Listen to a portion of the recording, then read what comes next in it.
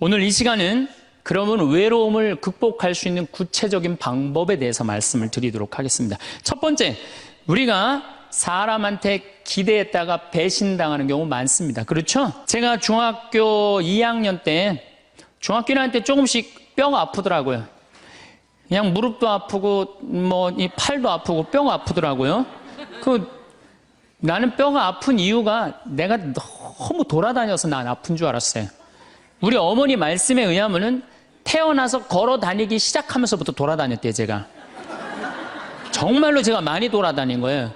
정말로 제가 생각해도 우리 어머니가 해가 떨어지기 전까지 내가 집에 들어온 적이 없다는 거예요. 그렇게 돌아다녀서 너무 돌아다녀서 뼈가 아픈 것 보다 그렇게 생각을 했었어요. 근데 중학교 2학년 때 6월 2일 날이에요. 까먹지도 않아요. 아침에 일어나려고 했는데 몸이 안 일어나지더라고요. 딱 보니까 팔도 안 움직여지고 다리도 안 움직여진 거예요. 병원에 가봤더니 루마티스 관절염이라는 거예요. 그래갖고 내가 움직이질 못했어요. 6개월 동안 밥도 손이 오므라져 이제 밥을 먹죠. 걸어 다니지도 못하고. 그래서 학교를 2년을 못 다녔어요. 2년. 총 고등학교 1학년까지 3년을 못 다녔어요. 학교 못 다닐 때 제일 부러운 게 누구냐? 가방 들고 학교 가는 애들이 제일 부러워요. 그럼 아침에 걔네들은 학교 가고 어쨌든 공부를 하든 하루 종일 놀다 오잖아, 학교 가서. 근데 나는 아무도 내 말을 들어주는 사람도 없고 말할 때도 없고 너무 고독한 거죠. 그 외로움이 뭔지를 저는 너무 어렸을 때 알은 거죠. 그래서 해 뜨는 게 싫었어요. 왜냐면 친구가 있어야지. 난 또 수다 떨기 무지하게 좋아했는데 이 수다 떨 놈이 있어야지. 학교 가고 친구가 없는데. 그래서 저는 아침에 해가 뜨면은 어디로 출근을 했느냐면 성당으로 출근을 했어요. 남들은 다 학교 갔지만은 나는 성당에 가까우니까 성당 가서 앉아 있는 거예요. 성당 앉아 있으면 이제 십자가에 계신 예수님한테 말을 걸기 시작하는 거죠. 거기 왜 매달려 있느냐. 그 어린 나이에. 나 얘기할 사람이 누가 있어요? 아무도 없잖아요.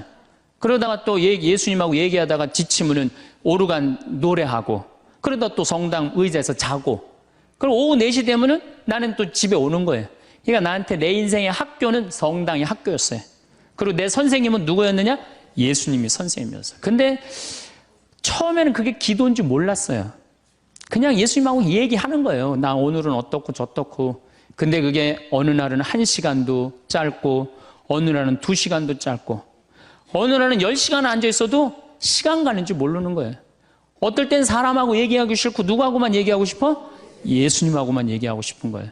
그러면서 중학교 2학년, 3학년, 고등학교 1학년 내내 성당에서 지낸 거예요. 내내. 그런데 이제 내가 이제 몸이 아프니까 사람들은 병신이다, 학교를 안 다니니까 폐륜하다, 또 그냥 비가 오는 날은 그냥 길에서 쓰러지니까 무슨 저기 쓰러지면 간질이다, 별 소리를 다 했죠. 나를 두고. 참 괴롭더라고요. 근데 성당에 와서 예수님한테 하면은 참 예수님은 비밀도 잘 지켜줘. 예수님은 사람들한테 얘기하면 이 사람 저 사람한테 내 얘기 퍼뜨리고 그러잖아요. 예수님은 한번 말하면요 남한테 말을 퍼뜨리질 않아. 예수님은 얼마나 말하기가 좋아요. 그러니까 내 그 가장 외로운 시기에 내 동반자는 누구였느냐? 예수님이었어. 예수님. 그러니까 시간이 지나면 지날수록 내가 누구한테 나의 삶을 의지하고 내 외로움, 고독의 시간에 나와 함께 해줬던 분이 누구였느냐? 예수님이었다는 거죠. 여러분들도요, 인생 살아가면서 어려울 때 있어요. 그런데 엉뚱한데 무당한테 가서 의지하지 말고, 다른 데 가서 의지하지 말고, 내 얘기 언제나 24시간 들어주는 누구한테 의지하면 돼요? 예수님한테. 예수님은 언제든지 날 받아주신단 말이에요. 예수님은요, 요한복음 4장에 보면요, 그 사마리아의 그 우물가에서 여자를 만났는데 그 여자 5번 이혼한 여자예요. 5 남자하고 살은 여자예요. 여러분들 5 여자하고 살은 5 남자하고 살은 여자 어떨 것 같아요? 저 여자는 5 남자하고 결혼해서 이제까지 5번을 남자를 갈았어. 상대할 것 같아요? 안 할 것 같아요? 안 하죠? 근데 예수님은 그 여자하고요 인류 구원과 경배를 얘기를 해요. 그러니까 예수님은 안 받아들일 사람이 하나도 없다는 거예요. 마르코복음 5장에 보면은 예수님이 회당장 야이로의 딸을 살리러 가요. 회당장은 대단한 권한을 가지고 있는 사람이야. 근데 그 딸이 막 죽으려고 그래. 근데 예수님은요, 성서에 보면 어린 나이한테 꼼짝 못 하시는 분이 예수님이에요. 참 어린 나이 좋아하세요. 근데 어린아이가 죽으려고 그러니까 예수님 바삐 가고 있었어요. 예수님 막 사람들 막 끌려 뭐 주위에 많은데 그냥 그 딸을 살리러 간단 말이야. 그런데 예수님이 바삐 가는데 한 여자가 있었어요. 이 여자는 12년 동안 하혈을 한 여자예요. 12년 동안. 당시 유대에서 여자가 피를 흘린다. 그럼 7일 동안 부정하다고 그랬어요. 그리고 피를 흘리는 여자 몸에만 닿아도 저녁까지 부정하다고 그랬어요. 더욱이 레위기 15장에 보면은 여자가 피를 흘리는 내내 부정하다고 그랬어요. 이 여자는 몇 년 동안 피를 흘리냐면 12년을 피를 흘렸어. 그러니까 12년 동안 사람 취급 못 받은 여자예요. 더욱이 이제 내가 이제 병을 고치려고 있는 돈을 누구한테 다 탕진했어? 의사한테 다 탕진하고 돈도 한 푼도 없지. 12년 동안 부정한 여자지. 그리고 이 여자 몸에만 닿아도 이 부정하다고 사람들이 이 여자 근처에도 안 간 거야.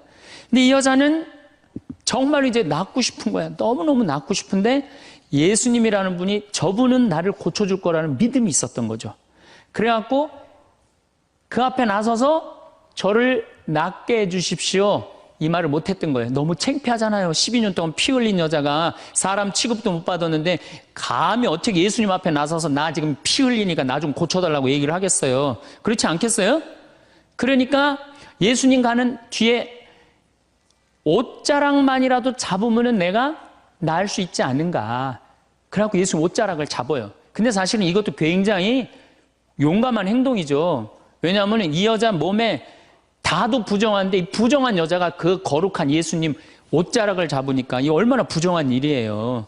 이 여자가 뒤에서 예수님 옷을 딱 잡은 거야. 근데 싹 나버린 거예요.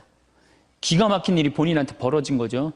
그리고 예수님이 그냥 가면 되지. 뭘 그걸 또 서갖고 또, 아니, 기적의 힘이 나간 걸 아시고 찾는 거예요. 나한테 지금 기적의 힘이 나갔다. 그 많은 사람들이 예수님을 밀쳤다고 그러거든요. 근데 저는 이 성서를 읽으면서도 믿음이 있는 사람한테 기적이 일어나는 거죠. 믿음이 없는 사람한테 기적이 안 일어나요. 그 많은 사람이 예수님을 밀쳤는데 다 기적이 안 일어났는데 이 여인에게만 기적이 일어난 거죠. 그 기적의 힘이 빠져나간 걸 이 여인이 믿음이 있었기 때문에 그런 거죠. 찾아요. 어떤 내가 지금 기적의 힘이 나갔다. 누구냐? 그러니까 이 여자가 쭈삣쭈삣 나와요. 주님, 제가 만졌습니다. 이 거룩한 예수님을 12년 동안 피가 흘린 여자가 만진 거야. 그러니 우리 입장에서 보면은 얼마나 기분 나쁠 수 있어요. 부정한 여자가. 내가 지금 동티난다고 그러죠? 회당장 딸을 살리러 가는데 그냥 12년 동안 피 흘린 여자가 그냥 옷을 만졌으니 얼마나 이게. 그래갖고 그냥 혼이 날 줄 알고 이 여자는 두려운 얼굴로 그냥 예수님 앞에 겨우 나섰어. 근데 예수님이요, 한마디 해요. 딸아. 이 여자는요, 그 말 한마디예요. 예수님 옷자락 만져서 자기 몸이 낫고 예수님의 딸아 이 한마디로 그동안 12년 동안 무시당하고 소외당했던 마음의 병 싹 난 거예요. 딸아, 내 믿음이 너를 살렸다. 그 다음에 예수님이 또 한마디 하세요. 평안히 가거라.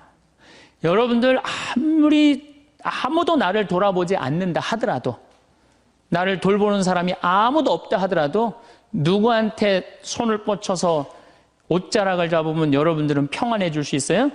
예수님한테. 딴 데 엉뚱한 데 가서 여러분들 외로움 달래려고 그럴 필요 하나 없어요. 예수님 앞에 나서면 돼요. 그런데 문제는 신부님 예수님 앞에 잘 나서지지가 않아요. 저도 중학교 2학년 때 하루아침에 기도된 게 아니에요. 제가 얘기했잖아요. 출근했다고 아침 9시에 학교 간 거지. 성당에 하루 종일 앉아 있었는데 2년을 그렇게 앉아 있었어요. 2년을. 그것도 아침 9시 오후 4시까지 아무것도 할 일이 없으니까 뭐 공부를 해 뭐를 해 학교를 안 다니니까 그냥 하루 종일 성당에 앉아 있는 거야. 그래서 여러분들 외로우신 분들 어디로 가면 돼?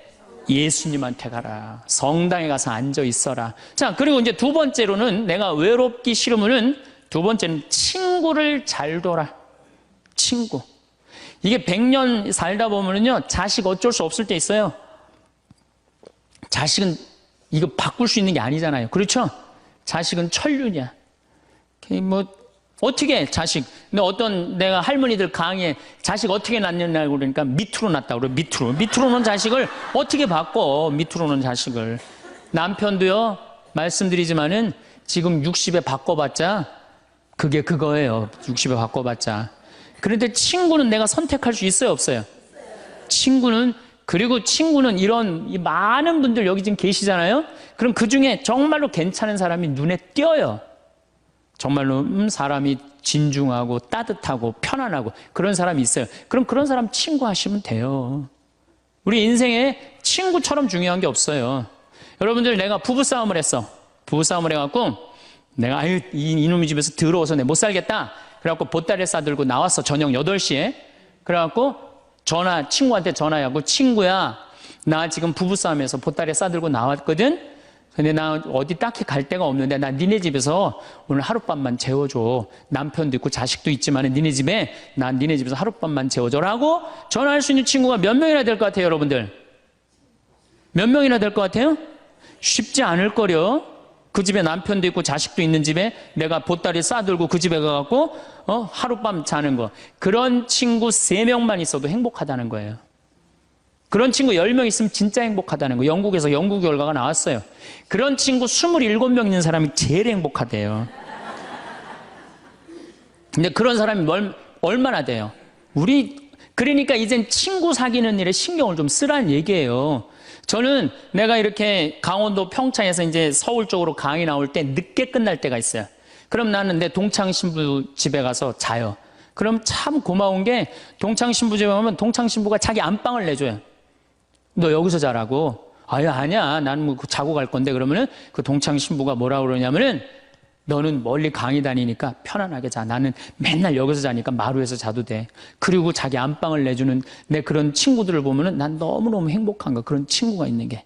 제가 이제 강원도 평창에 이제 생태마을, 저는 수원교구 신부인데 원주교구에 들어가서 살아요. 뭐 우리 주교님 그냥 또 신부들이 누가 거길 가느냐 반대 많이 했어요. 근데 작년에 우리 생태마을에 25,000명이 왔어요. 굉장히 많이 와요. 그리고 이제 지금 내가 이제 황토 찜질방도 이제 해놔고 이제 더 많이 올 거야, 이제. 우리 생태마을에. 그러면은 여러 주교님들이 그래요. 황신부 어떻게 하길래 거기 그렇게 많은 사람들이 피정으로 오느냐. 누구 때문에 그러냐 하면 친구 때문에 그래요. 우리 수원교구 신부님들이 400명이나 돼요, 400명. 그러면 저는 가을만 되면 내가 농사 짓잖아. 우리 된장, 우리 콩으로 내가 매주 직접 띄워갖고 콩, 된장 맛있는 거 떴으면 다 보내줘요, 400명한테. 그리고 김치 담아갖고 다 보내줘요, 택배로. 다 보내줘요. 내가 농사진 김치다, 맛있게 먹어라. 올해는 청국장 가루 다 한 통씩 보내줘요, 신부님들한테. 사나이가 갑바가 있어야지 말이지. 그리고 내가 이렇게 편지해갖고 다 보내줘요. 그래갖고 매년 내가 농사 짓는 그 결과물을 내 사랑하는 동료 신부님들을 400명한테 다 보내준단 말이에요. 그러면은 1월달, 2월달에 이제 주일학교 선생님들이, 신부님, 올여름에 우리 주일학교 여름 피정 어디로 보낼까요? 평창. 우리 노인대학 1박 2일 수학여행 어디로 보낼까요? 평창. 나한테 얻어먹은 게 얼만데. 친구는요, 기브 앤드 테이크예요. 여러분들 정말로 저 사람이 괜찮으면요, 여러분들 뭔가를 선물을 하셔야 돼. 시간도 선물하고, 그렇죠? 그 다음에 내가 소중한 거 있으면 선물하고, 그런 게 중요해요. 그 집에 만약에 초상이 났으면 가서 도와주고, 그래야지 친구를 얻는 거죠. 더욱이 친구 중에 내 영혼에 도움이 될 수 있는 영적 지도자, 그 요새 멘토라고 그러죠, 멘토. 그런 멘토를 정해놓는 거 필요해요. 나는 우리 교구에 몇몇 내 멘토 형들이 있어요. 난 답답하고 그럴 때 그 형들한테 내 속 얘기하면은 참 얘기를 잘해줘요. 그래서 그 형들하고 얘기하는 게 너무너무 좋아요. 난 그래서 얘기해. 당신 내 멘토라고.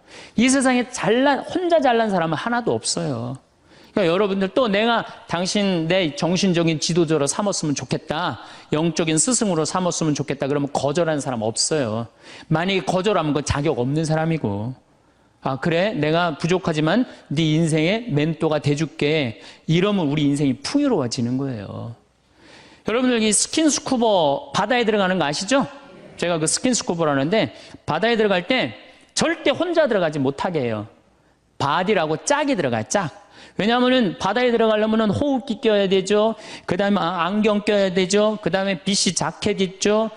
산소호흡기 이거 뒤에 공기통 매달고 들어가죠. 바다에 들어가면 아무것도 안 보여요. 그러고 혹시 낚싯바늘에 걸리면 죽어요. 그런데 짝이 따라 들어가면요, 칼을 차고 들어가서 낚싯바늘로 탁 끊어주면 금방 살아요. 우리 인생이라는 이 험한 세상을 살아가면서 내가 낚싯바늘에 걸려 있을 수 있잖아요. 그렇죠? 근데 그걸 누가 쉽게 봐줘요? 친구가 쉽게 봐줘요. 그런 친구를 우리는 사귀어야 된다는 거예요. 그래서 여러분, 그런 친구 얼마나 있어요? 만약에 없다면 오늘부터 사귀세요. 오늘부터 찾으세요. 지금 60에 사귀어도 늦지 않아요. 60에 사귀어도 110살까지 50년 동안 친구할 수 있어요. 그럼요, 얼마든지 할 수 있어요. 그래서 좋은 친구들 지금부터 사귀는 거. 그래서 저는 우리 생태마을에 많은 분들이 찾아와요. 제가 아무리 바쁘긴 하지만은 가능한 한 나를 찾아오는 분들한테 소중하게 대하려고 그래요. 왜? 그분들이 내 인생의 풍요니까. 많은 좋은 사람들을 사귀는 것처럼 즐거운 일은 없다는 거죠. 신부님, 인간이 얼마나 치사한 줄 압니까? 그래서 나는 아무 도움도 안 받고 아무 도움도 청하지 않고 나는 혼자 살아갈 겁니다. 그 사람 외로울 것 같아요? 안 외로울 것 같아요? 외로울 수밖에 없죠. 담은 자기가 쌓는 거예요. 예수님은 제자들, 그렇게 친한 제자들 어떻게 했어요? 3년 동안 그렇게 동고동락했는데 마지막에 배반했어? 안 배반했어요? 그 정도 배반하고 갔으면 여러분들 정말로 친한 친구가 나 죽기 직전에 배반했어. 다 도망가 버렸어. 근데 내가 다시 구사일생으로 살아났어. 그럼 나 배반하고 돌아간 놈들, 또 떠나간 놈들 다시 만날 것 같아요? 안 만날 것 같아요? 안 만나죠? 근데 예수님은요, 다시 살아나고 난 다음에 그 제자들 다시 불러요. 나하고 다시 사업 시작하자. 구원 사업 다시 시작하자. 친구는요, 원래 내 돈도 떼어먹고 배반도 하고 그러는 게 친구예요. 일생 살면서. 어떻게 내 마음에 딱딱 맞는 사람들만 친구할 수 있어요. 그래도 예수님은 그 자기 버리고 도망간 제자들 다시 불러서 구원 사업 다시 시작하셨어요. 그래서 여러분들, 혹시 여러분들이 좀 힘든 사람이 있다 하더라도 결코 인연 끊지 말라는 거예요. 그래서 그대 그런 사람을 가졌는가? 황석헌이라는 분이 시를 쓴 거예요. 참 내용이 좋아요. 말리길 나서는 길 처자를 내맡기며 맘 놓고 갈 만한 사람, 그 사람을 그대는 가졌는가? 온 세상이 다 나를 버려 마음이 외로울 때에도 저 마음이야 하고 믿어지는 그 사람을 그대는 가졌는가? 탔던 배 꺼지는 시간 구명대 서로 양보하며 너만은 제발 살아다오 할 그 사람을 그대는 가졌는가? 불의 사형장에서 다 죽어도 너희 세상 빛을 위해 저 사람만은 살려두거라 일러줄 그 사람을 그대는 가졌는가? 잊지 못할 이 세상을 놓고 떠나려 할 때 너 하나 있으니 하며 빙긋이 웃고 눈을 감을 그 사람을 그대는 가졌는가? 온 세상의 찬송보다도 아니라고 말하며 가만히 머리 흔들 그 한 얼굴 생각에 알뜰한 유혹을 물리치게 되는 그 사람을 그대는 가졌는가? 여러분, 그런 친구 있으세요?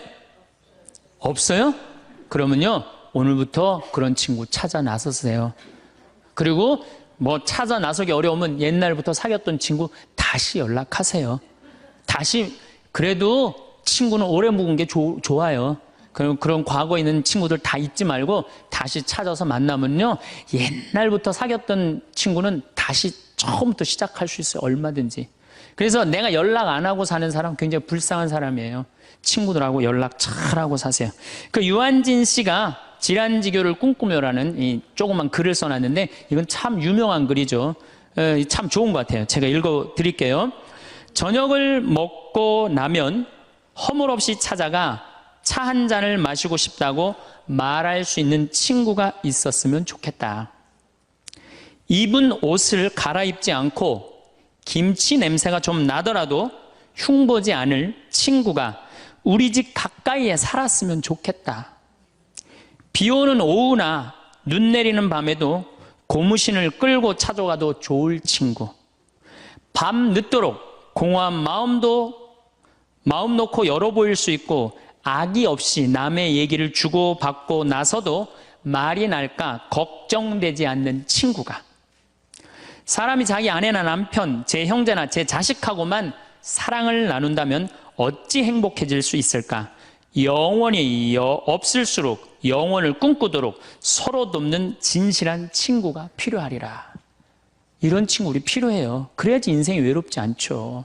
난 친구 하나도. 그래서 저는 요즘 제가 뭐 강의한다고 요새 전국에 돌아다녀갖고 정말로 동창들을 잘 못 만나요. 그래서 정말로 내가 요즘 갈등하고 있는 게 있어요. 내 이제 동창 신부들이 이제 친한 신부들이 골프를 많이 쳐. 이제 나이도 이제 50이 다 돼가니까. 그래서 나도 그 친구들하고 사귀려면은 그 친구들하고 시간을 같이 보내려면 골프를 쳐야 되겠다. 이런 생각을 하고 있어요. 그래갖고 이제 골프채도 내 아주 친한 형이 나 하나 선물해줬어요. 골프채를 선물해줘갖고 이제 골프를 쳐야 되겠다 마음을 굳게 먹고 있는데 이놈은 강의가 너무 많아갖고 나는 골프를 간절히 치고 싶어요. 골프를 치고 싶어서 치는 게 아니고 내 친구들하고 어울리고 싶어서 치고 싶어요. 근데 바빠서 지금 못 치고 있는데 내년에는 어떻게 해서든지 한번 내가 쳐보려고 그래요. 이제 누구 때문에? 친구 때문에. 친구는요 그런 얘기 있죠. 나이를 먹으면 먹을수록 친구 돈으로도 사라는 거예요. 돈으로라도. 나이를 먹으면 여기 나이 드신 분들 입은 다물고 지갑은 열으라고 그러잖아요. 그래갖고 젊은 사람들 친구 많이 사귀는 것도 중요한 거예요. 그냥 안 쓰고 그냥 가만히 뒷방에 그냥 끌어안아갖고 돈 많이 남겨놓으면요 자식들 서로 싸우기나 해요. 그러니까 여러분들 마음껏 쓰시다가 그리고 돌아가시는 게 훨씬 나은 거예요. 그렇다면 이제 첫 번째는 우리가 하느님한테 예수님 앞에 나설 때 외롭지 않아요. 두 번째는 친구가 중요해요. 친구를 많이 사귀어두세요. 세 번째는 내가 외롭기 싫으면요 봉사활동을 하세요. 여러분들 왜 나 찾아오는 사람 하나도 없지? 여러분들이 찾아가시면 되잖아요. 그렇죠? 중증 장애자들 시설에 가보세요. 여러분들 도움 필요한 사람들 참 많습니다. 고아원회를 가든지 양로원을 가든지 우리가 할 수 있는 일이 너무너무 많아요. 성당에서도 내가 집 밖에 안 나가면 외로울 수밖에 없어요. 단체에 가입을 하세요. 레지오 가입하면 얼마나 좋아요. 가갖고 거긴 봉사활동도 일주일에 1시간, 2시간 나가게 돼 있잖아요. 의무적으로. 그거 얼마나 좋아요. 근데 이 레지오 갔는데 너무 마음에 안 들어. 그 단원들이. 그럼 옮기세요. 다른 레지오로. 거기서 괜히 머리 터지게 싸우지 말고. 다른 레지오로 옮겨요. 그 레지오도 갔는데 거기도 마음에 안 들어. 그러면 성가대로 옮겨버려요. 성가대로. 성가대 갔는데 거기도 사람들이 날 안 받아들이고 내가 왕따 당하는 것 같아. 그럼 연령회로 옮기세요. 연령회로. 연령회를 갔는데 거기도 마음에 안 들어. 그러면은 정신병원에 한번 가보세요. 정신병원에. 그거는 아주 심각한 문제가 있는 거니까. 하지만은 어쨌든 내가 어떤 단체에든 내가 가입을 하고 봉사활동을 하기 시작하면요 외로움은 훨씬 덜한 거예요. 내가 담을 쌓아놓고 내가 바깥에 나가지 않기 때문에 외로운 거지 우리 도움을 필요로 하는 사람들이 얼마나 많은데요. 그래서 세 번째, 외롭기 싫으면은 봉사활동을 하거나 단체에 가입을 해라. 네 번째, 외롭기 싫으면요 잘 놀아야 돼요. 참 중요한 겁니다. 잘 노르셔야 돼요. 하느님 6일 일하고 7일째 쉬셨어요? 안 쉬셨어요? 예수님 노는 거 참 좋아하신 분이에요. 예수님 항상 어울려 다니길 좋아하셨어요. 어울려 다니길. 항상 잔치집, 집집마다 그냥 돌아다니면서 그냥 잔치집마다 가서 축하해주고 혼인집에 가서 축하해주고. 예수님 참 잘 노르셨어요. 그리고 예수님은 그 12제자 친구들하고 노는 걸 참 좋아하셨어요. 그러니까 우리가 노는 게 중요해요. 그래서 여러분들도 잘 노세요. 저는 내가 골프는 아침부터 저녁까지 시간을 버야 돼서 그렇지만 잠깐은 잘 놀아요. 전 뭐 야구장도 좋아하고, 제가 지난번에 미국에 강의를 갔는데 그 바쁜 스케줄 중에서도 뉴욕에 강의를 갔는데 내가 거기서 부탁한 게 하나 있어요. 뭘 부탁했느냐면 뉴욕 양키즈 야구장 가고 싶다고. 그래서 아예 한국에서 떠나기 전에 예약을 미리 해놨어요. 그래갖고 뉴욕 양키즈 그 강의 끝나고 가서 야구 구경했어요. 근데 그날 마침 박찬호 선수가 공 던지러 나왔더라고요. 그래서 내가 그거 보고 사인볼도 받아왔다니까요. 그 바쁜 와중에도. 그래서 저는 스킨스쿠버 하죠. 볼링 하죠. 야구장 구경 가는 거 좋아하죠. 바빠요. 노느냐고 바빠요. 외로울 시간이 어디 있어요. 그러니까 여러분들도 제발 많이 놀 수 있는 걸 찾으세요. 신부님 무슨 돈으로? 애 휴학시키고 그 돈 가지고 놀아요. 괜히 그냥 애 그냥 힘들게 그냥 공부도 못하는 거 그냥 대학 나와도 취직도 안 되는 대학 괜히 돈 쏟아붓지 말고 그 돈 가지고 애하고 여행이나 다니는 게 훨씬 나을 수도 있어요. 어떻게 보면은. 그래서 잘 놀아라. 다섯 번째, 우리가 외롭기 싫으면 수다를 떨어라. 수다. 말을 하고 살아야 돼요. 근데 우리는 말 못하게 하잖아요. 침묵은 금이다. 그러죠? 근데 제가 오늘 이 말을 바꿀게요. 침묵은 우울증으로 가는 지름길이다.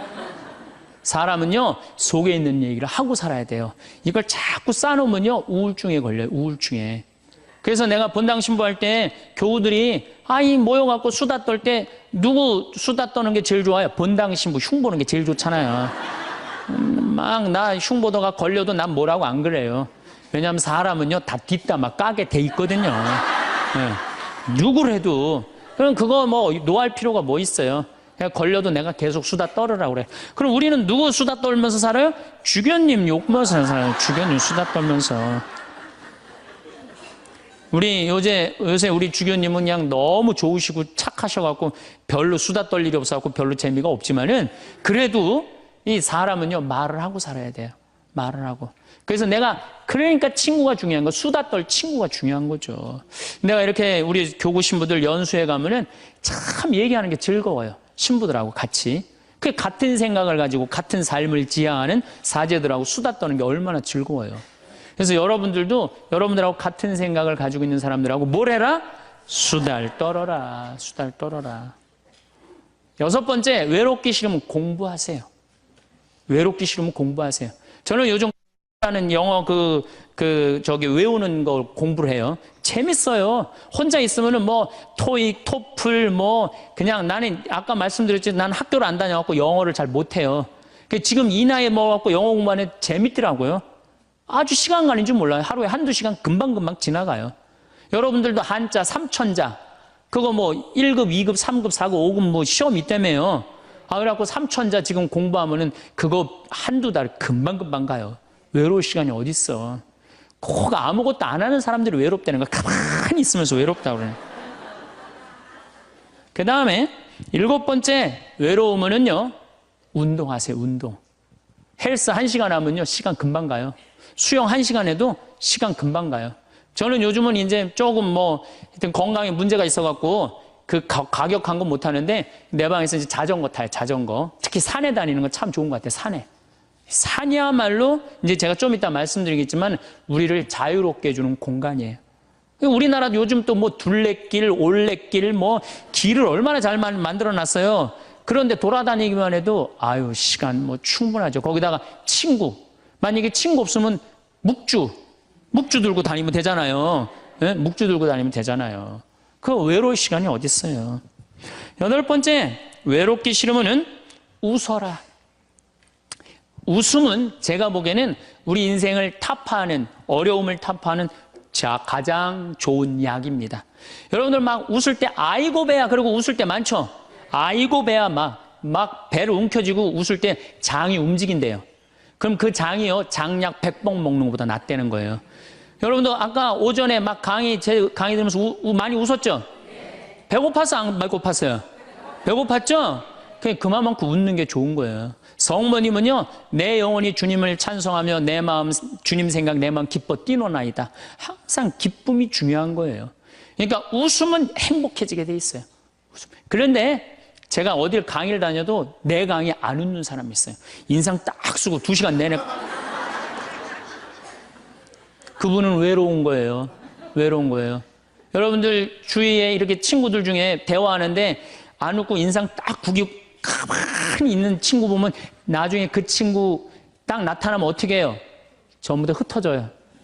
흩어지고 그 친구 5m 옆으로 다 떠나요. 그리고 다시 그 친구를 빼고 무리가 형성이 돼요. 무슨 얘기냐? 여러분들이 다른 사람한테 마음을 열고 반짝반짝 웃어줄 때 여러분들 행복할 수 있다는 거예요. 그 다음에 9번째, 이게 진짜 중요합니다. 자기 자신한테 잘해주면 돼요. 제가 지난번에 화나십니까에도 가장 중요한 게 뭐야? 자기 자신한테 잘해주면. 여러분, 우리 자매님들 이 얼굴 화장할 때 어떻게 해요? 화장하는데 얼마나 많은 걸 발라요. 이 화장할 때 기본 클렌징 크림으로 이거 닦아내고, 기본적으로. 그렇죠? 폼 클렌징으로 또 닦아내고. 그 다음에 이제 스킨 바르고, 로션 바르고, 아스트리젠트로 모공 이렇게 닫아주고. 얼마나 많이 얼굴에다 발라요. 그 다음에 영양크림 바르고, 아이크림 바르고, 비비크림하고 그다음에 콤팩트로 막 분칠하고. 요즘은 또 이게 하나로 거의 나온다며요. 이제 콤팩트 분 바르고 나면 이제 기본 섀도우 하기 전에 눈썹도 그려주고, 눈두덩이는 또 너무 진하게 바르면 귀신 것처럼 보니까 연한 색으로 발라줘요. 연한 색으로 눈두덩이 화장할 때 눈 위아래로 이렇게 포인트 찝어주고, 아이라이너 눈가 이렇게 싹 올려주고, 그 다음에 눈 밑에 스모키 화장하고, 마스카라하고 루즈 바르고 볼 터치하고, 그 다음에 요즘은 이제 파이트라고 여기다가 이렇게 쫙 해줘야지 콧날이 오똑하게 보인다고 그래. 그러면 이제 끝나는 거, 화장이. 아니, 얼굴 하나에도 그렇게 많은 걸 여러분들 해주는데, 얼굴 하나에도 그렇게 많은 걸 해주는데, 여러분들 영혼을 위해서, 영혼이 외롭지 않기 위해서, 영혼을 위해서 뭘 해야 될 것 같아요? 많이 해줘야 돼요. 그래서 피정도 좀 다니고. 그렇죠? 오늘 이렇게 강의 오니까 많이 배우잖아요. 그러면은 영혼아, 너 많이 지쳤으니까 오늘 저 서원동에서 피정한다니까 가자. 그래갖고 좀 좋은 강의도 좀 듣고. 자기 육신을 위해서도 그렇게 수많은 걸 쳐 바르는데, 아니 자기 영혼에, 자기 자신한테 그렇게, 우리는 자기 자신한테 너무 함부로 대한다는 얘기죠. 그래서 여러분들 고생 많이 했잖아요. 30년, 40년, 50년 동안 애 많이 쓰고 살지 않으셨어요? 그러면은 자기한테 잘해줘야죠. 저는 저한테 잘해줘요. 저는 저한테 정말로 잘해줘요. 왜? 내가 지금 1년에 이제 365일 중에 330일을 강의를 다니잖아요. 얼마나 피곤해요. 그래서 나는 뭐 맛있는 거 있으면은 정말로, 나는 회를 참 좋아하거든요. 베네딕토 회 먹고 싶냐? 가자, 내가 사줄게. 그럼 난 내가 가서 내가 사준다니까요. 누가 사줘, 나를. 마누라가 있어, 자식이 있어. 난 내가 사줘요, 정말로. 그리고 저는 내가 사주는데 혼자 먹기 뻘쭘하잖아요. 그러니까 난 본당 신부 때도 어디 개고기 먹으러 가도 회장단들 다 불러요. 그리고 다 내가 내요, 돈. 다 내가 내요. 강사료 많으니까. 뭐해? 돈 가지고 친구 사귀는 거예요. 다 내가 내요. 우리 동창 신부들 중에서도 어디 모임에 가면 내는 신부가 있어요. 그 신부들 외롭지 않아요. 안 내는 놈들이 외로운 거야. 안 내는 놈들이. 우리 제일 그 뿌리무스 신부가 아주 사람이 좋아요. 근데 그 형님은 어디 가면 자기가 다 내요. 맛있는 것도 다 사고. 그분은 외롭지 않아요. 나는 내가 내요. 교우들한테 난 안 얻어먹어요. 다 내가 내요. 그래도 난 이제까지 손해본 적 한 번도 없어요. 왜? 이게 언제 돌아오느냐면 내 영명 죽일 때 다 돌아와. 내 영명 죽일 때 다 돌아와.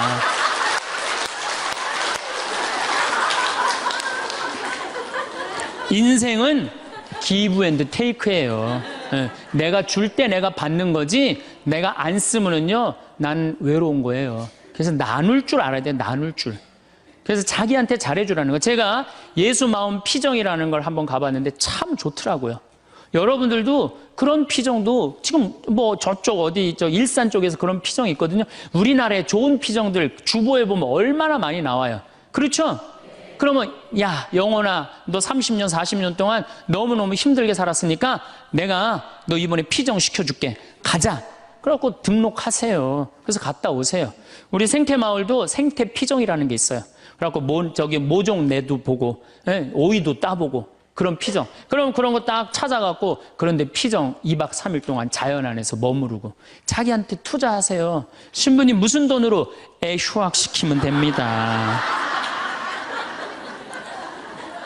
10번째, 제일 중요합니다. 계속 중요하죠. 10번째, 외로움을 즐길 줄 알아야 돼요. 그렇게 온갖 행동을 다 해도 인간은 어쩔 수 없이 혼자예요. 어쩔 수 없이. 내가 아무리 많은 사람 속에 있어도 혼자 있는 시간은 그건 어쩔 수 없어요. 그렇죠? 그러면 그 혼자 있는 시간을 자기가 즐길 줄 알아야 돼. 그걸 막 어떻게 주체를 못하면 안 되고 혼자 있는 걸 즐길 줄 알아야 돼. 이 혼자 있는 걸 즐길 줄 아는 분이 누구였느냐면 예수님이에요. 예수님. 예수님 철저하게 외로움을 즐길 줄 아십니다. 예수님 구원 사업 시작하기 전에 40일 동안 단식하세요. 광야에 나가갖고 혼자 40일 동안. 그래서 여러분들도 이제 한 60년 이렇게 애썼으면은 40일 동안 보따리 싸들고 어디 광야에 가갖고 탁 좀 자기가 혼자 머무를 줄 알아야 돼. 자기 여행도 가고 아니면은 그 각 수도원이나 뭐 피정집들 많잖아요. 그런 데 가고 혼자 내가 이제까지 살아온 거 한번 쭉 글 쓰면서 내가 이제까지 태어나서 지금까지 아팠던 일, 즐거웠던 일, 행복했던 일 쫙 적어보고 앞으로 또 한 3, 40년 또 있는 인생 어떻게 살 거냐, 뭘 하고 싶어. 요즘 뭐 텔레비전에 뭐 남자가 죽기 전에 뭐 해야 될 101가지 뭐 이런 게 있잖아요. 그럼 나는 내 인생에 남은 건 뭘 할 건가? 혼자 그런 시간을 가져야 된다. 예수님은 구원 사업 시작하기 전에 바로 40일 동안은 혼자 머무르셨다는 거예요. 그리고 예수님 마르코복음 1장에 보면 전도 여행 시작하기 전에 예수님 혼자 계세요. 다음 날 새벽 아침 캄캄할 때 예수님께서는 일어나 외딴 곳으로 나가셔 그곳에서 기도하셨다. 구원 사업 시작하기 전에 예수님이 하시는 건 뭐야? 조용히 일찍 일어나갖고 외딴 곳에 가서 기도하시는 거예요. 그러니까 혼자 머무르는 걸 두려워하지 않으셨다는 거예요. 그러니까 여러분들도 혼자 있는 시간을 두려워하실 필요 하나가 없어요. 예수님은 굉장히 고독하셨죠. 그러나 그 고독을 이겨내는 방법을 아셨죠. 예수님은 제자들을 뽑으실 때도 루카복음 6장 12절에 그 무렵 예수님께서는 기도하시려고 산으로 나가시어 밤을 새우며 하느님께 기도하셨다. 그리고 날이 새자 제자들을 부르시어 그들 가운데 12를 뽑으셨다. 이 제자들 뽑는 일 정말로 예수님 인생에 중요한 거였거든요. 그렇게 중요한 예수님이 정말로 제자들을 뽑으면 밤을 새워서 기도했다는, 밤을 새워서. 여러분들 밤 새워서 기도하신 적이 얼마나 되세요? 요즘 밤샘 기도 많잖아요. 여기 동성고등학교도 있고 저 삼성산에도 있고. 그럼 가갖고 좀 한 번쯤은 그런 시간을 좀 가질 필요가 있지 않으냐. 그래서 혼자 머무르는 걸 두려워하지 마시고 혼자 머무르는 걸 즐길 줄 알아야 된다는 얘기죠. 우리 주님께서 그렇게 하셨잖아요. 우리 주님께서. 그리고 예수님 마태복음 5장에 5천 명을 먹이신 대단한 기적을 하세요. 예, 하지만 기적 후 예수님은 군중을 돌려보내신 뒤 예수님께서는 따로 기도하시려고 산에 오르셨다. 그리고 저녁 때가 되었는데도 혼자 거기에 계셨다. 저녁 때가 돼도 어디 머무르는 걸 좋아하셨어요? 산에 머무르는 걸 좋아하셨다는 거예요. 그래서 여러분들 가능하면 산에 많이 다니세요. 돛 닦는 사람들은 산에 가서 닦는 거 원래. 돛 닦는 사람들은. 그래서 우리 절은 다 어디가 있어요? 산에 있잖아요. 돛 닦는 거. 근데 꼭 여러분들은 뭐 산에 들어갈 수는 없으니까 매일 산에 오르시는 거. 시간 많잖아요. 우리 할머니들 했던 뭐해? 아무것도 할 일 없죠? 예. 그래갖고 우리 할머니들 나한테 그런 소리 하는 할머니들 많아요. 신부님 잠이 안 와요. 당연히 잠이 안 오죠. 아침에 일어나고 그냥 하루 종일 쭈그리 앉아갖고 텔레비전만 계속 한 번도 안 움직이고 텔레비전 계속 보고 있는데 잠이 오겠어요? 저녁에 잠이 안 오는 거. 움직이라는 거예요. 산에 가서. 관악산, 이거 가깝잖아요. 관악산에 올라가고 꼭대기에 올라가고 그 밥도 공짜로 주잖아요. 절에서. 네. 딱 거기 올라갔다 외로울 시간이 어디 있어요.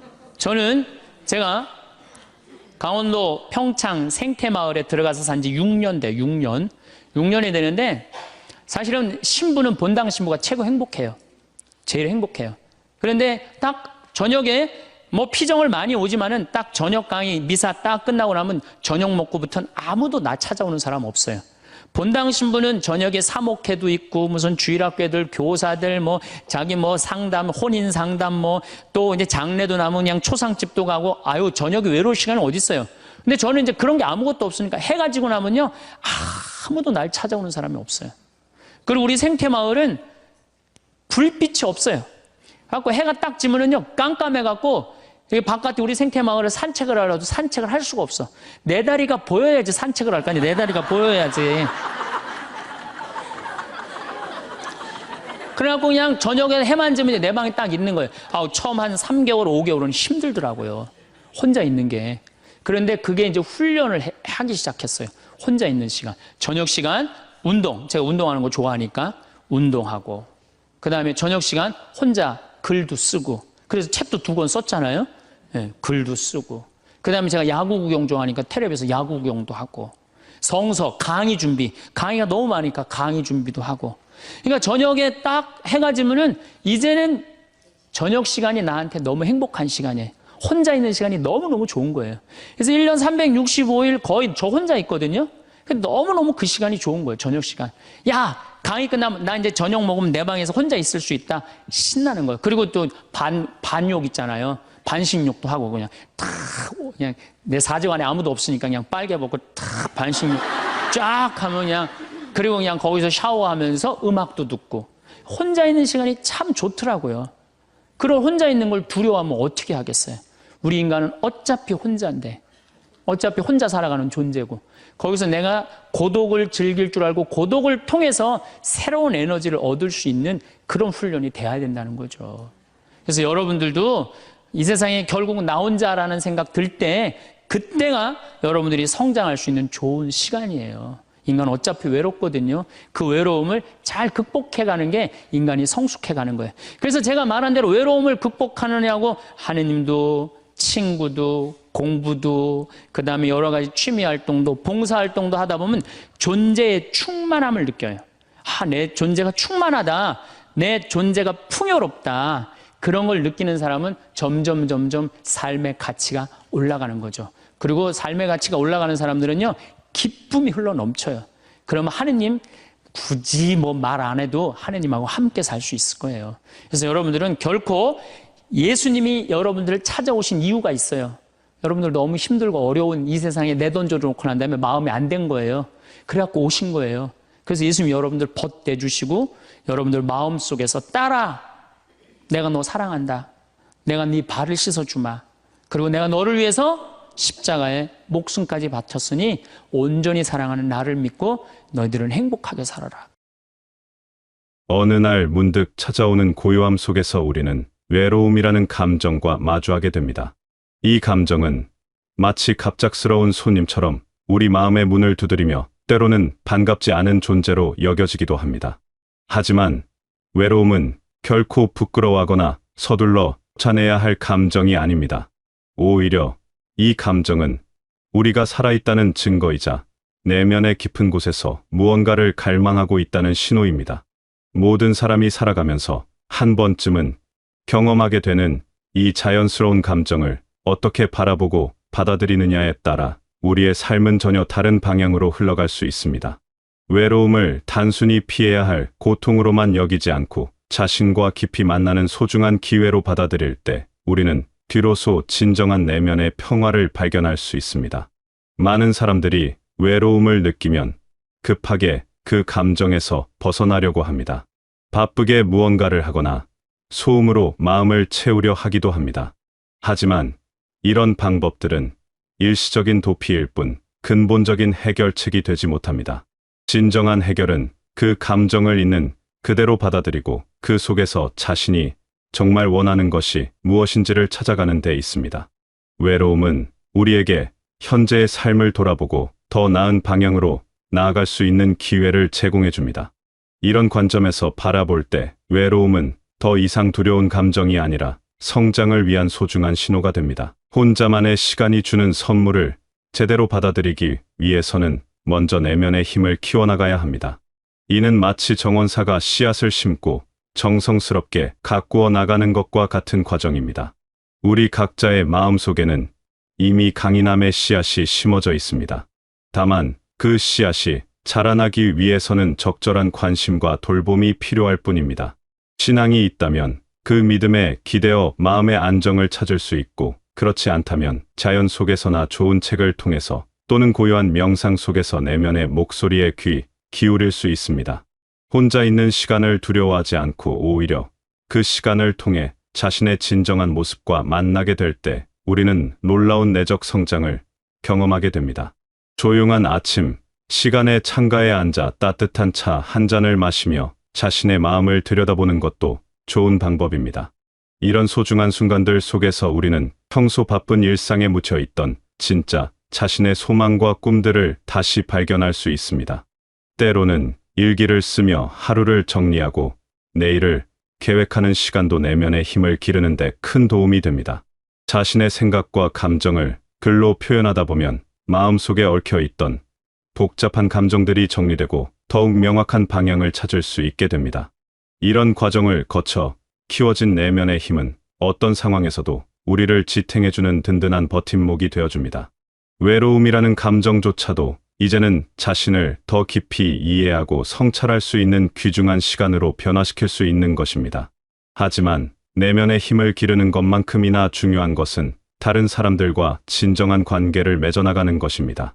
사람은 본래 사회적 존재이기 때문에 타인과의 따뜻한 교감 없이는 완전한 행복을 느끼기 어렵습니다. 여기서 말하는 관계란 단순히 많은 사람들과 얕은 인사를 나누는 것이 아니라 서로의 진심을 나눌 수 있는 깊이 있는 우정을 의미합니다. 진정한 친구란 화려한 말솜씨나 겉모습이 아닌 진실된 마음으로 다가오는 사람입니다. 그런 사람과는 특별한 대화 기술이나 어려운 화제가 필요하지 않습니다. 그저 자신의 솔직한 감정을 편안하게 나누고 상대방의 이야기에 진심으로 귀 기울이는 것만으로도 충분합니다. 때로는 말이 아닌 침묵 속에서도 서로를 이해하고 위로할 수 있는 그런 관계가 바로 우리가 찾아야 할 진정한 우정입니다.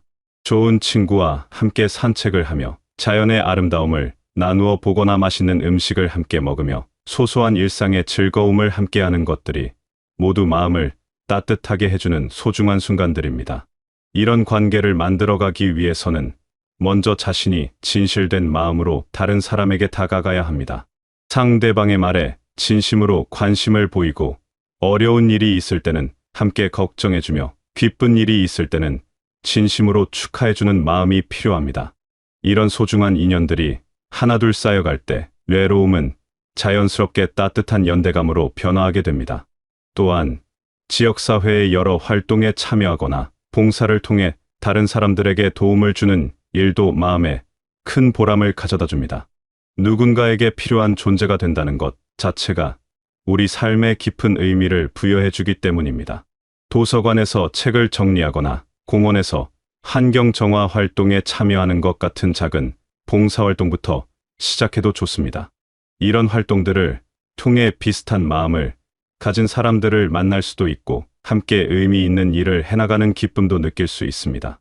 삶을 더욱 풍요롭게 만들어주는 또 다른 방법은 능동적인 자세로 다양한 활동에 참여하는 것입니다. 새로운 것을 배우고 익혀나가는 과정에서 우리는 자신도 몰랐던 잠재력을 발견하게 되고 성취감을 통해 자존감도 높아집니다. 어떤 분야든 상관없습니다. 책을 읽어 지식을 넓혀나가거나 악기를 배워 음악의 아름다움을 느껴보거나 그림을 그려 내면의 세계를 표현해보는 것 모두 의미 있는 활동들입니다. 처음에는 서툴고 어색할 수도 있지만 조금씩 실력이 늘어가는 과정 자체가 큰 즐거움을 줍니다. 몸을 움직이는 운동도 마음의 건강에 큰 도움이 됩니다. 걷기나 수영 같은 가벼운 운동부터 시작해서 점차 자신에게 맞는 운동을 찾아가면 됩니다.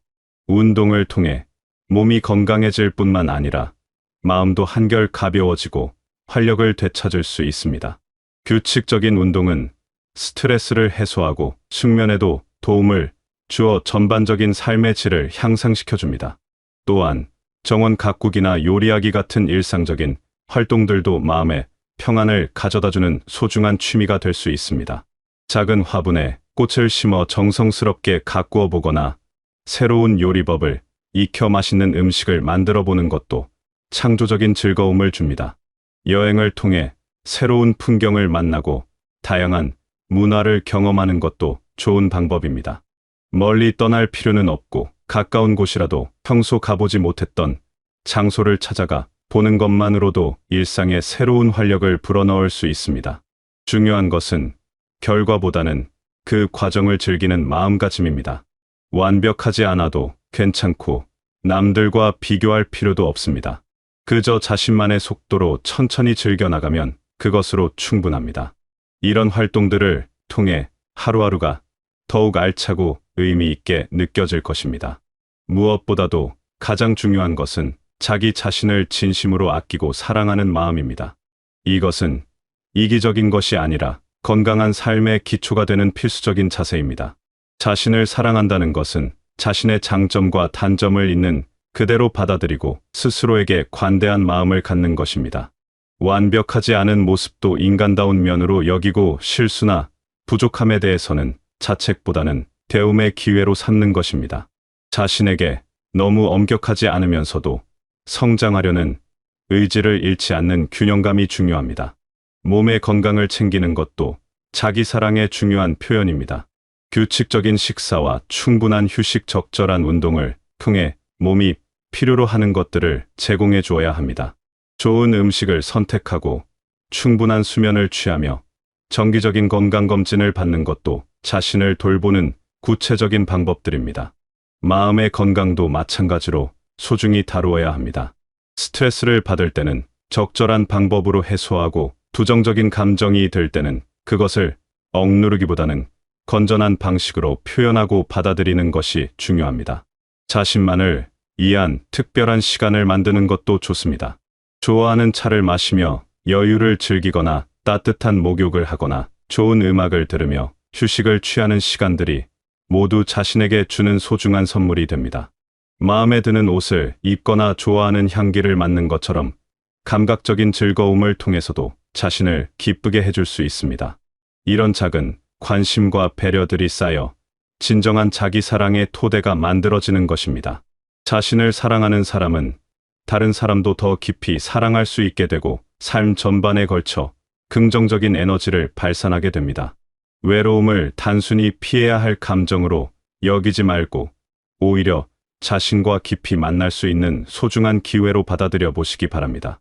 고요한 순간들 속에서 우리는 평소 바쁜 일상에 묻혀놓치고 있던 내면의 목소리를 들을 수 있습니다. 그 목소리는 우리에게 진정으로 원하는 것이 무엇인지, 어떤 삶을 살고 싶은지를 알려줍니다. 때로는 그 목소리가 낡은 상처를 치유하라고 말하기도 하고, 때로는 새로운 도전을 해보라고 격려하기도 합니다. 이런 내면과의 대화를 통해 우리는 더욱 진정한 자신이 될 수 있고, 더욱 의미 있는 삶의 방향을 찾을 수 있습니다. 외로움은 결국 우리를 더 깊이 있는 인간으로 성장시켜주는 스승과 같은 존재입니다. 그 가르침을 받아들일 준비가 되었을 때 우리는 비로소 진정한 내면의 평화와 만족을 경험할 수 있게 됩니다. 혼자 있어도 외롭지 않고 사람들과 함께 있을 때도 진정한 교감을 나눌 수 있는 그런 균형 잡힌 삶을 살아갈 수 있게 되는 것입니다. 외로움이라는 감정을 통해 우리는 인간관계의 소중함을 더욱 깊이 깨닫게 되고 자신만의 고유한 가치를 발견하게 됩니다. 삶이라는 긴 여행길에서 외로움을 만났다고 해서 길을 잃은 것은 아닙니다. 오히려 그것은 잠시 멈춰 서서 지금까지 걸어온 길을 돌아보고 앞으로 나아갈 방향을 다시 한번 생각해 볼 수 있는 휴식의 시간입니다. 여러분 안에는 이미 모든 어려움을 헤쳐나갈 수 있는 지혜와 힘이 충분히 들어 있습니다. 다만 그것을 발견하고 키워나가는 시간이 필요할 뿐입니다. 외로움이라는 감정도 결국은 여러분이 얼마나 사랑받을 가치가 있는 소중한 존재인지를 깨닫게 해주는 신호입니다. 그러니 두려워하지 마시고 자신을 믿으시기 바랍니다. 진정한 행복은 멀리 있지 않습니다. 바로 지금, 이 순간 여러분의 마음속에서 시작될 수 있습니다. 작은 변화부터 차근차근 시작해보세요. 오늘 하루 자신에게 친절한 말을 건네보고 내일은 좋아하는 일을 하나 해보세요. 이런 작은 실천들이 모여 큰 변화를 만들어낼 것입니다. 내면의 평화를 찾고 진실한 관계를 맺으며 자신만의 의미 있는 활동을 통해 매일매일을 알차게 채워나가시는 아름다운 삶의 주인공이 되시길 바라겠습니다.